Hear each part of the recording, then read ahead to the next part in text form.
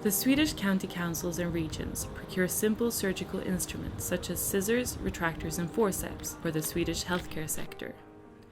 These instruments are used on a daily basis at hospitals and clinics across the country.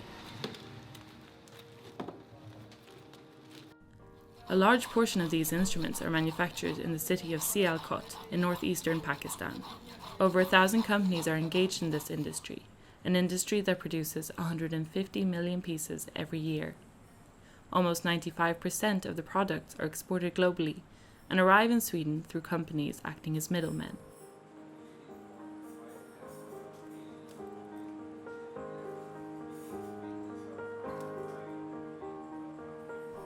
Swedwatch first published a report on the manufacturing of surgical instruments in Pakistan in 2007. The findings showed widespread use of child labour, exposure to hazardous working conditions without proper safety equipment, and violations of national labour legislation.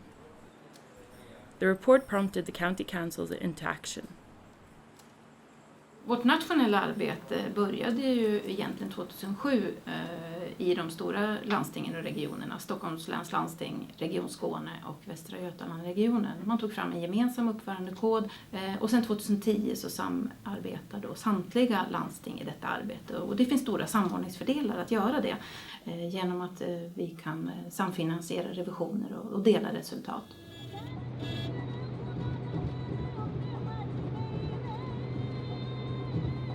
Swedwatch decided to revisit Sialkot in October 2014 in order to see if the social criteria set in public contracts have led to any real change on the workshop floors.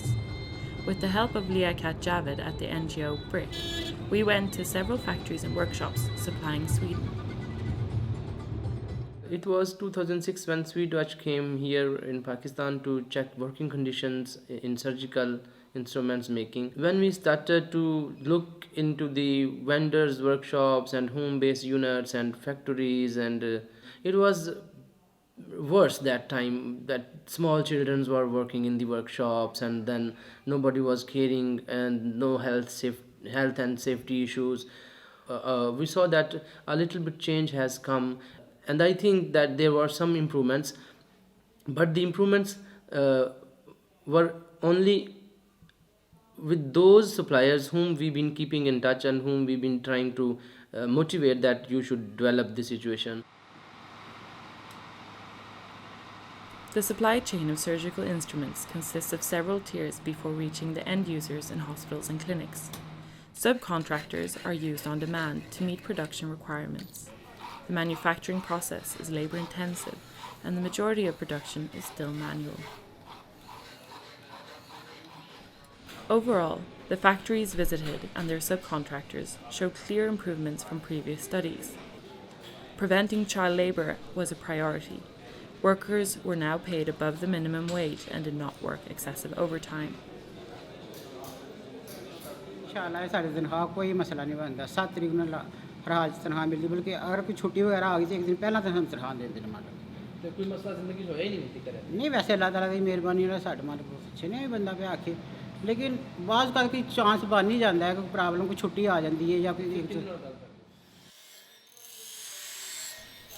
While the larger factories overall provide clean working environments, the working conditions at subcontractor level are not as good. The spaces are often cramped, poorly lit, and with inadequate ventilation.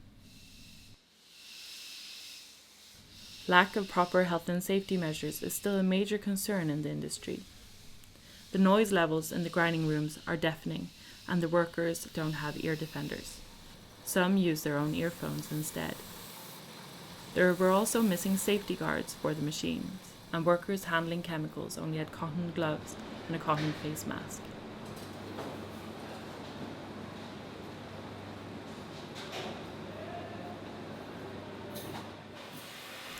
A major concern is also the lack of awareness among workers regarding health and safety, as well as their rights in general.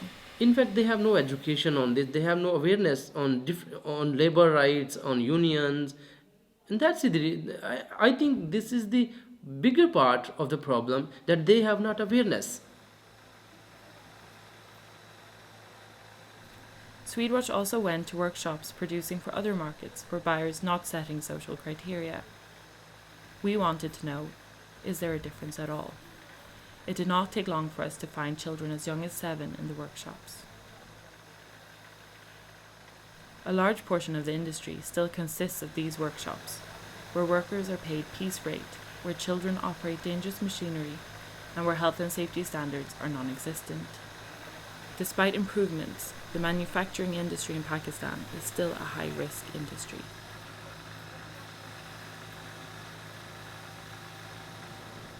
The suppliers in Pakistan emphasize that in order to continue improving working conditions, the international buyers need to pay more for the products. The Swedish importing companies state that in order to do so, the county councils need to consider the cost of improving labour standards in the supply chain by not only awarding contracts based on price. Det är viktigt hur landstingen ställer krav i upphandlingar. Och det handlar om att man ställer krav som faktiskt ger förutsättningar för seriösa leverantörer att få utdelning för det arbete som man bedriver. Och att man också har en uppföljning som faktiskt börjar redan i samband med kontraktsteckning. Så att man säkerställer att leverantörerna lever upp till det som de har sagt att de ska göra. Idag har vi tyvärr en situation där jag tror att emellanåt förstår inte leverantörerna vad det här krysset i rutan innebär. Det är ett kvalificeringskrav, man vet att man måste kryssa ja för att få leverera. Och man riskerar då att de här seriösa leverantörerna som faktiskt arbetar oerhört ambitiöst med de här frågorna tyvärr faller bort på grund av att de har dyrare produkter än de här leverantörerna som kanske jobbar mindre aktivt med frågan. Kirurgiska instrument är ju ett av våra högprioriterade riskområden där vi alltid ställer sociala krav. Och våra uppförandekod för leverantörer är ju ett obligatoriskt krav som våra leverantörer måste uppfylla. Och vi förväntar oss också att de sociala kostnaderna också är inkluderade i priset. Och oavsett modell så skulle jag vilja säga att det viktiga är ju ändå att vi har resurser och kompetens att utvärdera och följa upp de krav som ställs. Det är ju först då vi kan se till att de produkter och tjänster som vi köper in faktiskt är framställda under ansvarsfulla förhållanden.